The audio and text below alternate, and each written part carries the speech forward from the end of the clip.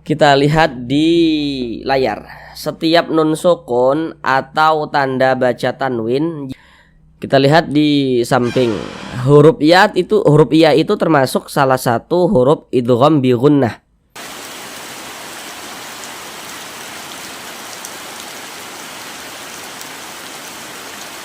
Assalamualaikum warahmatullahi wabarakatuh. Di sini kami akan berupaya untuk membantu saudara semuanya, baik yang lansia maupun yang masih muda, yang kiranya di dalam membaca Al-Qur'annya masih belum lancar, kemudian masih belum memahami ilmu tajwid. Maka di sini kami akan berupaya untuk membantu saudara semuanya supaya bisa segera memahami ilmu tajwid sehingga bisa segera lancar di dalam membaca Al-Qur'annya. Jadi nanti akan kami jelaskan dengan perlahan-lahan tajwidnya yang insyaallah akan sangat memudahkan saudara semuanya dalam memahami ilmu tajwid Al-Qur'an. Saudaraku, para pecinta Al-Qur'an yang dirahmati oleh Allah, kunci utama supaya kita bisa lancar dalam membaca Al-Qur'an tentulah kita harus rajin-rajin membuka Al-Qur'an dan membacanya. Bagaimana kita akan bisa lancar dalam membaca Al-Qur'an jika kita misalnya jarang untuk membuka Al-Qur'an dan membacanya? Oleh sebab itu, mari kita belajar bersama-sama. Kami doakan yang belum lancar dalam membaca Al-Qur'an bisa segera lancar. Kemudian yang belum memahami ilmu tajwid semoga bisa segera memahami ilmu tajwid Al-Qur'an. Baik, mari kita mulai belajar mengaji Al-Qur'annya. Melanjutkan kembali belajar mengaji Al-Qur'an kita, yakni pada surah Yasin ayat yang ke-20. Surah Yasin ayat yang ke-20. Sebelumnya telah kita bahas ayat yang ke-19. Sekarang kita masuk ayat yang ke-20. Mari kita baca bersama-sama. A'udzu billahi minasy syaithanir rajim. Bismillahirrahmanirrahim.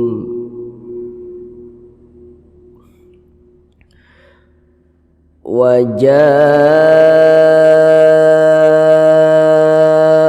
min aqsal madinati rajulun yas'a qala ya qaumi ittabi'ul mursalin. Sekarang mari kita uraikan tajwidnya dengan perlahan-lahan. Yang pertama, wajah, ja dibaca panjang. Ini namanya adalah mad wajib muttasil. Namun sebelum itu perhatikan terlebih dahulu rumus mad tabi'i yang terletak pada kotak rumus 3. Perhatikan rumus 3 yang warna hitam. Kalau kita mengaji Al-Qur'an berjumpa dengan huruf alif, ini huruf alif yang disambung dengan huruf jim. Jadi kalau kita membaca Al-Qur'an berjumpa kita dengan huruf alif, kemudian sebelum huruf alif ini ada harokat fathah nih. Ini baris satu mereng di atas huruf seperti ini namanya adalah harokat fathah atau tanda baca fathah atau baris fathah begitu. Jadi kalau ada alif, sebelum alif ada harokat fathah, maka huruf yang memiliki harokat fathah itu dibaca panjang. Seperti rumus 3 yang warna hitam itu.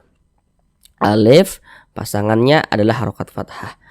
Pada mulanya ini namanya mad tabi'i. Kemudian mad tabi'inya berjumpa dengan ini. Dengan ini, dengan huruf hamzah. Tapi dia dalam satu kata atau dalam satu kalimat. Maka dia berubahlah namanya menjadi mad wajib muttasil. Panjangnya itu 4 harokat sampai 5 harokat atau 2 alif sampai 2 alif setengah. Jadi kita baca wajaa min aqsal madi. Nah, kemudian di sini ada huruf nun sukun. Ini huruf nun, ini tanda sukun.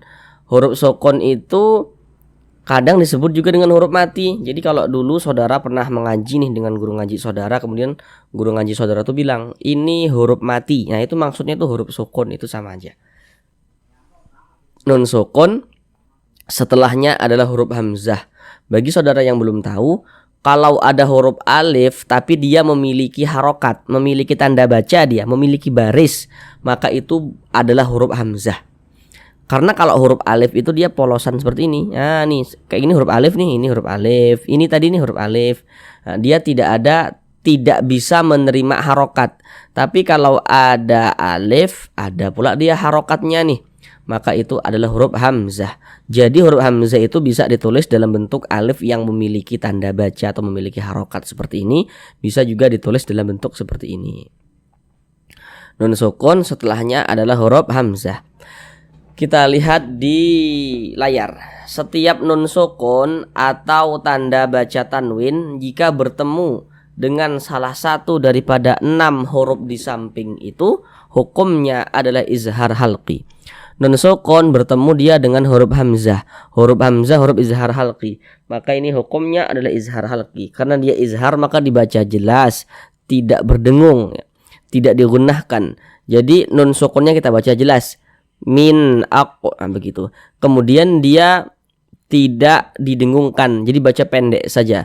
Min aku, jangan dibaca min aku, jangan dipanjangkan, pendek saja. Min aku salmadi, ada huruf qaf dia sukun. Perhatikan di layar. Huruf qalqalah itu ada 5, salah satunya huruf qaf.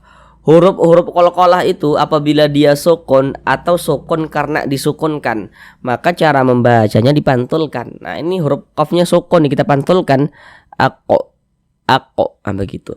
Dan ini termasuk kepada qalqalah kecil, qalqalah sughra. Karena dia berada di tengah kalimat, atau dapat kita pahami juga karena dia berada di tengah bacaan, begitu. Ako, min ako salmadi. Dibaca panjang. Sekarang perhatikan rumus mad tabi'i yang terletak pada kotak rumus 1. Rumus 1 warna hitam, perhatikan. Kalau kita mengaji Al-Quran berjumpa dengan huruf ya sukun, ini huruf ya, ini tanda sukun. Sebelum ya sukun ada harokat kasroh. Nah, maka huruf yang memiliki harokat kasroh ini dibaca panjang. Ini baris 1 ke bawah harokat kasroh atau baris kasroh. Jadi kalau kita mengaji Al-Quran kita lihat ada huruf ya, ada tanda sukun. Sebelum ya sukun ini ada huruf yang memiliki baris 1 di bawah seperti ini. Nah, maka huruf yang memiliki baris 1 di bawah harokat kasroh dibaca panjang. Asalnya dibaca panjang. Mad tabi'i itu panjangnya 2 harokat. 1 alif 2 harokat. 1 alif itu ya 2 harokat, begitu. Madinati rajulu yas'a. Huruf ra memiliki harokat fathah, maka huruf ra dibaca tabkhim, dibaca tebal, sehingga pangkal lisan kita naik terangkat ke atas ketika kita mengucapkannya. Ra ditebalkan. Rajulu yas'a. Tanda tanwin, tanda baca tanwin berjumpa dengan huruf ya. Kita lihat di samping. Huruf ya itu termasuk salah satu huruf idgham bi gunnah. Maka tanwin berjumpa dengan huruf ya, karena huruf ya adalah huruf idgham bi gunnah, maka ini hukumnya adalah idgham bi gunnah. Maka cara membacanya dengan cara memasukkan kemudian disertai dengan gunnah atau dengungan. Yang dimasukkan itu apanya? Bunyi tanwinnya dimasukkan ke huruf ya, melebur ke huruf ya. Jadi dibaca rajulu yas'a, jangan dibaca rajulun yas'a, jangan, tapi langsung masuk melebur ke huruf ya. Nah, bunyi tanwinnya ini. Kemudian dia digunnahkan atau didengungkan. Jadi suaranya itu kita tahan, kita panjangkan sejenak. Rajulu yas'a, seperti itu. Rajulu ya, di bagian lui-nya itu kita tahan, kita panjangkan sejenak. Rajulu yas'a, seperti itu. Kemudian a dibaca panjang. Perhatikan rumus 3 yang warna hijau. Rumus 3 yang warna hijau, rumus mad tabi'i itu rumus 3 yang warna hijau. Kalau kita mengaji Al-Qur'an, apabila berjumpa dengan huruf yang di atasnya memiliki tanda baca fathah berdiri, ya, bentuknya alif kecil seperti ini. Huruf kalau di atasnya memiliki tanda seperti ini, maka dia dibaca panjang. Singgahnya a dibaca panjang, mad tabi'i panjangnya 2 harokat. Yas'a. Nah, kemudian ini mad tabi'i baca 2 harokat tadi ya. Kemudian qa dibaca panjang. Masih di rumus 3 tapi yang warna hitam. Karena di sini ada alif, sebelum alif ada harokat fathah, maka huruf yang memiliki harokat fathah ini dibaca panjang. Qala ya dibaca panjang, tanda panjangnya ini rumus 3 yang warna hijau. Nah, tanda panjangnya ini alif kecil di atas huruf, sehingga ya dibaca panjang. Mad tabi'i panjangnya 2 harokat. Qala ya qaw. Di sini ada huruf waw sukun, ini huruf waw, ini tanda sukun. Sebelumnya ada harokat fathah. Perhatikan tuh di layar, huruf lin ada 2. Perhatikan tuh yang di kotak nomor 1. Kalau ada huruf waw ada tanda sukun, sebelum waw sukun ada harokat fathah, maka huruf waw sukunnya adalah huruf lin. Maka cara membacanya itu lunak saja. Ya qala ya qaumit tabi'ul. Alif lam berjumpa dengan huruf mim. Nah, kita lihat huruf mim ini huruf apa? Perhatikan di layar. Setiap huruf alif lam kalau berjumpa dengan salah satu daripada 14 huruf yang di samping itu, maka hukumnya adalah alif lam qamariyah. Ini huruf alif, ini huruf lam berjumpa dengan huruf mim huruf qamariyah, maka ini hukumnya alif lam qamariyah. Sehingga huruf lamnya ini dibaca izhar, dibaca jelas begitu. Nah, makanya alif lam qamariyah itu disebut juga dengan izhar qamariyah. Kemudian di sini ada huruf ra sukun, ini huruf ra, ini tanda sukun. Sebelumnya ada harokat dhammah, maka huruf ro-nya juga dibaca tabkhim, dibaca tebal. Tebalkan huruf ro-nya. Mursalin. Lin ini namanya adalah mad arid li sukun. Namun sebelum itu perhatikan rumus mad tabi'i yang terletak pada kotak rumus 1. Perhatikan rumus 1 yang warna hitam itu. Jadi kalau kita membaca Al-Qur'an, apabila berjumpa dengan huruf ya sukun, ini huruf ya, ini tanda sukun. Sebelum ya sukun ini ada harokat kasroh, maka huruf yang memiliki harokat kasroh ini dibaca panjang. Jadi kalau ada huruf ya ada tanda sukun, sebelumnya ada harokat kasroh, maka huruf yang memiliki harokat kasroh ini dibaca panjang. Ini sama dengan yang di atas ini tadi, sama. Huruf ya sukun sebelumnya harokat kasroh, makanya ini dibaca panjang tadi kan, sudah kita bahas. Tapi ini mad tabi'nya berjumpa dengan huruf yang kita sukunkan, maka berubah nama menjadi mad arid li sukun. Yang panjangnya itu boleh 2 harokat, boleh 4 harokat hingga 6 harokat. Yang terpenting konsisten dalam sekali bacaan. Maksudnya konsisten itu dalam setiap kali kita membaca Al-Quran, mad arid li sukunnya itu kita baca sama begitu. Kalau di atas mad arid li sukun kita baca 2 harokat misalnya, nanti semuanya kita baca 2 harokat. Kalau di atas kita baca 4 harokat, nanti semuanya kita baca 4 harokat begitu. Harus sama, harus konsisten begitu. Huruf yang kita sukunkannya mana? Huruf nun. Ini kalau kita berwaqaf tepat di huruf nun kita baca mursalin. Jangan dibaca mursalina, jangan, tapi dibaca mursalin. Kenapa begitu? Karena kalau kita mengaji Al-Qur'an, kemudian kita berwaqaf tepat di huruf yang tidak dibaca panjang, hurufnya itu kita sukunkan. Ini kita berwaqaf di huruf nun. Berwakaf di huruf nun, berhenti di huruf nun tidak dibaca panjang, makanya hurufnya ini kita sukunkan sehingga kita baca mursalin seperti itu. Kemudian di sini ada tanda wakaf, bentuknya itu lam alif seperti ini. Ini namanya adalah wakaf mamnu.